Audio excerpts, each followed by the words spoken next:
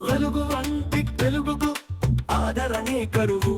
ప్రపంచీకరణ పరుగులు, పరాయీకరణ మెరుగులు. పదచాలనే కట్టువుకు ప్రజాదరణే విరుగుడు. ప్రజల భాషగా తెలుగు 10 కాలాలు నిలుచు. వెలుగు వంటి తెలుగుకు ఆదరణే కరువు. ప్రపంచీకరణ పరుగులు, పరాయీకరణ మెరుగులు. పదచాలనే కట్టువుకు ప్రజాదరణే విరుగుడు. ప్రజల భాషగా తెలుగు 10 కాలాలు నిలుచు. ఆదిలో తెలుగును భాషే కాదన్నారు, అయితే గీతే పామర భాష అన్నారు. బ్రతుకు బాటలో పని పాట మాటగా పెదాల నుండి పదాలు పుట్టి ఆ నోట ఈ నోట నడయాడిన ప్రతి చోట తేనెలూరింది తెలుగు. వెలుగు వంటి తెలుగుకు ఆదరణే కరువు. ప్రపంచీకరణ పరుగులు, పరాయీకరణ మెరుగులు. పదచాలనే కట్టువుకు ప్రజాదరణే విరుగుడు. ప్రజల భాషగా తెలుగు 10 కాలాలు నిలుచు.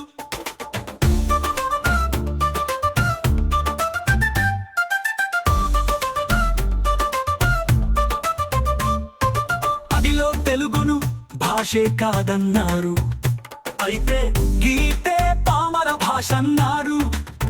బ్రతుకు బాటలో పని పాట మాటగా పెదాల నుండి పదాలు పుట్టి ఆ నోట ఈ నోట నడయాడిన ప్రతి చోట తేనెలూరింది తెలుగు.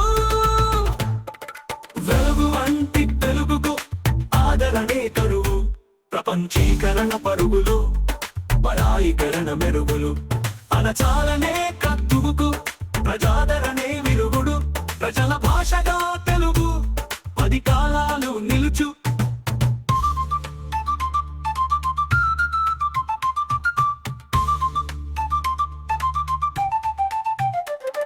అలవోకగా అలంకారాలు, చక్కదనాలతో ఛందస్సులు. జానపద నగిశీలతో పండిత పామరుల పరవశింపజేసిన ప్రజల భాష వెలుగు భాష చిరకాలం నిలుచు. పాలకులు సైతం అనక తప్పలేదు దేశ భాషలందు తెలుగు లెస్సని.